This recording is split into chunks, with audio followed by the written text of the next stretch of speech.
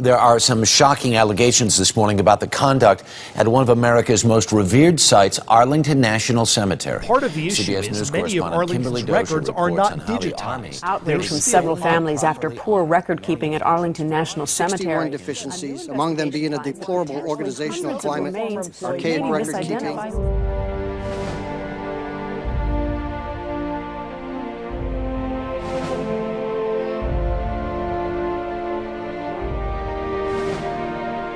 The heroes that rest at Arlington National Cemetery didn't run from their challenges. So too, the Arlington National Cemetery organization needed to respond. What was required was not incremental improvements, but a complete evolution.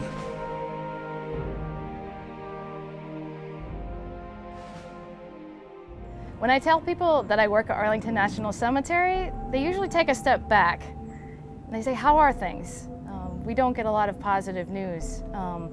And I tell them about 2 years ago, we were still typing on typewriters on 3x5 cards, and we didn't have fire suppression systems. Despite all those challenges, how much change we've been able to make in the 2 years. And one of the things that we found when we first came here in 2010 was clearly these records here are not how you would run a modern operation. Today, every single record going back to 1864 is digitized, and each plot geospatially mapped to within a 3-inch GPS accuracy. On the IT side, we have the GIS tool. It's a digital image of the entire cemetery. The guys who go out to excavate a gravesite now go about it differently than they did 3 years ago. What we've got up here is our scheduling system. New software tools enable improved funeral service planning. It's a really detailed image, and so I'm able to assign grave sites according to the schedule for the day I'm working on, to make sure that the honors don't conflict. So that you don't hear dueling firing parties or, the Army band trying to outdo Anchors Away in the Navy song.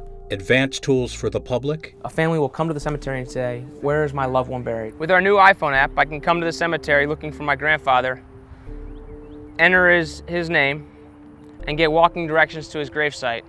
As I walk to his gravesite, I can follow myself on the map and watch my blue icon navigate to his headstone. And there we have a Sergeant First Class in the U.S. Army who served in Korea. And increased quality assurance and accountability. It's another step in the chain in terms of accountability.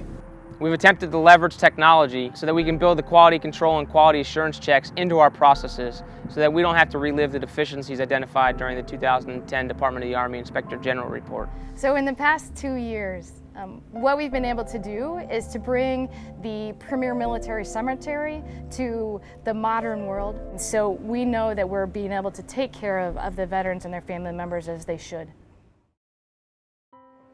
An entire customer service center was established. Since we've been open December 13th of 2010, we've received about 110,000 interactions. Thank you for calling Arlington National Cemetery. This is Markia. How may I help you? An advanced case management system now tracks family services from first call to funeral scheduling to online headstone design. We take the veteran's information or the spouse of the veteran's information. After we take all that information, we have a case number that we have for them. People receive the case number so they won't get lost in the system. Just one moment, sir. I'm going to check to see if the scheduling agent who's assigned to your case, see if he is available. After we schedule your service, we send you a confirmation sheet so that we have a quality control checklist, not only on the service that your family will expect, but then also on the spelling of your loved one's name, on the date of birth and date of death of the service, on his branch of service. Then on the day of the service, we do another QA check on the headstone, and we have a headstone designer tool that allows you to log in and template what you think your loved one's headstone should look like based on some of the rules that are available. When we get calls, we can actually look in our database and see pictures of their headstone, and we can actually send those pictures to family members as well. I've lost a brother in 9/11, and we had to organize services with him. So I typically know how it feels to lose somebody. I won't say that I know their specific feelings, but I know how I felt. And I'm able to place myself in their situation and try to be there for them as somebody was there for me. You're welcome, sir. You have a great day. Chain of custody includes the process of ensuring the right remains end up in the right gravesite 100% of the time. 2 years ago, deficiencies were discovered. Well, the chain of custody that has been implemented here at Arlington is probably the strictest in the country. As an example, today's service. I'm Christine. I'm the cemetery representative from Arlington that's going to be assisting you this afternoon. The funeral home arrived with the remains of PFC Ellis, and they provided us with the appropriate documentation that they received from Dover Air Force Base. And right now I have responsibility for PFC Ellis's remains.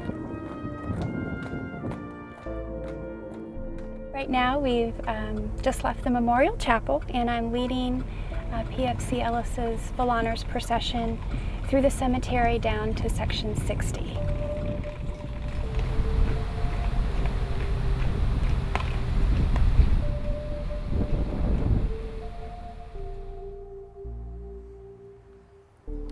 Ladies and gentlemen, this does conclude our service, and we'll now be leaving together to allow the immediate members of the Ellis family a few moments of privacy. 3 or 5 were complete in section 60. And once they get away from the burial site, that's when it's our job to come in. We come in, we bring our equipment in. At the conclusion of the service, I will then have the ground staff sign off on our gravesite checklist that we have. Before the casket is turned over to the field staff, we have to sign a chain of custody form that the work leader or the supervisor will sign at that time before the cemetery rep actually leaves the gravesite. And at that point, I'm turning the responsibility over to the ground staff. Everybody has an interment schedule. Everybody checks the casket tag, temporary marker, the number on the government liner. The numbers are actually painted on the government liners, both inside and on the lid. We'll lower the body down to a concrete liner. The contractor will come in from the vault company. He'll put the lid on. And it's checked over and over and over again. It's 4 people, 5 people, 6 checks before that casket is ever lowered into the government liner for closing. The information that the field operations crew is using during the chain of custody process is generated from a single system, ensuring there's consistency across the record of the eligible veteran that we're burying and the location they're burying it. What else we got? We got Dave, anything else? The grave is closed completely. The checks again with the temporary marker against the interment schedule. We check those temporary markers with the stones beside it, the stones behind it, and we have numbers on the temporary markers for the stones beside and behind that come off of the maps. So we make sure that we're in the right spot. Right now, 31. Again, being the last person that leaves that gravesite, checks it for the last time before he or she leaves the gravesite. So when they do come to visit, when they see that headstone, they know that their loved one is in the proper gravesite.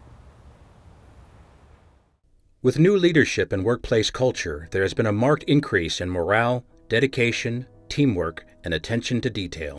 When the new management came, everything changed pretty quick. Very quickly, in a matter of months, if not less than that, you could see the change in the workforce and the buy-in from the workforce to the new leadership style that was being brought in place. In my opinion, there's more of an assurance of quality. You know, like if these graves aren't closed up to standard at the end of the day, it's a problem. You know, it's not like, you know, well, so-and-so didn't do very good today. It has to be done perfect. The work ethic is up. People understand more of their job, understand more what they're doing. You could ask 3 people the same question and get 3 different answers 2 years ago. As we're today, there's a procedure in place for everything. You have that first step in the process, then you have someone else who comes behind them and checks, and then you have the crew when they come to excavate checks, and there's a process of everyone, you know, I mean, it's checked so many times. And that gives you a sense of confidence in going through your job, that it's not just myself checking a gravesite number to make sure that it's correct. What we do every day, I wouldn't be ashamed for anybody in any industry to see it. Workflow, the way the schedule demands what it demands of us, and that we meet it and exceed the expectations. Yeah, I'm proud of being a part of it. We are bringing the whole organization, the cemetery, back to the standards that our nation expects and that the nation deserves. Arlington is embracing more sustainable environmental stewardship. This is what you would call a sustainable landscape. You're planting not only for the people, for the visitors here at Arlington, for the family, but we're also planting for wildlife. We're getting away from monocultures, just one thing, and having it more diverse, a little bit of a niche, a little ecosystem. We've downsized some of the equipment. A lot of it is electric or hybrid. There's 4 or 5 of these electric small vehicles. There's a couple all-electric cars. The vans for the facilities maintenance people, they use all-electric vehicles. A couple of hybrid trucks. The sustainability involves not using so much of our natural resources. It's working. It's working. There's wildlife coming to this, and that makes me very happy. It makes me proud. We're doing something else instead of just the annuals, which again is nice, but this is larger. It's bigger. The cemetery is for the living. It's for the family members that come and visit their loved ones, and while they're here, if they can enjoy a landscape with life, then that's even better. Cemetery leadership have successfully planned for the future. If we did nothing by 2025, we would run out of space. Thankfully, with foresight, our leadership has made a priority in order to expand now. And so we've got 2 areas, the Millennium Project, which is on our corner between here and Joint Base Meyer Henderson Hall, and then the Navy Annex, which is right beside the Air Force Memorial. Those buildings are coming down as well. And so we are proactively working now with the help and support of the Secretary of the Army, with support from Congress, to begin the plan so that by in the 2050s, we'll still be able to have those first interment, so that the life of the cemetery will go on for many generations to come. Like no other place, the solemn spaces of Arlington National Cemetery retain our nation's honor. For a dedicated few, it is their workplace and their passion. Only 150 individuals get the privilege of saying I get to work at Arlington National Cemetery, and I feel that way every day. So, the original gardener it was amazing, the visions that were here. So I feel lucky that I'm here, that I can supplement and add to this. Because I had just been a tourist, a visitor here to the cemetery twice before, and I just fell in love with it. I had an emotional experience walking through the cemetery. And I'm still in awe that I get to come and work here every day and do what I do. It's amazing. I think of my job here at Arlington National Cemetery as service.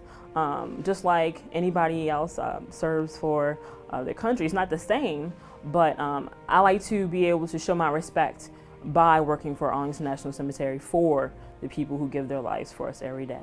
My friends, a lot of them just like, how can you do it? How do you deal with, dead people? I don't look at it that way, Each one of those headstones represents a human that fought for our country. Without these people, we might not have any freedom. And actually, I feel like I'm doing my service now. I'm catching my service on the back end. Yeah, I drove 703 miles just to interview from Georgia. So, yeah, I wanted to come here. Always wanted to come here.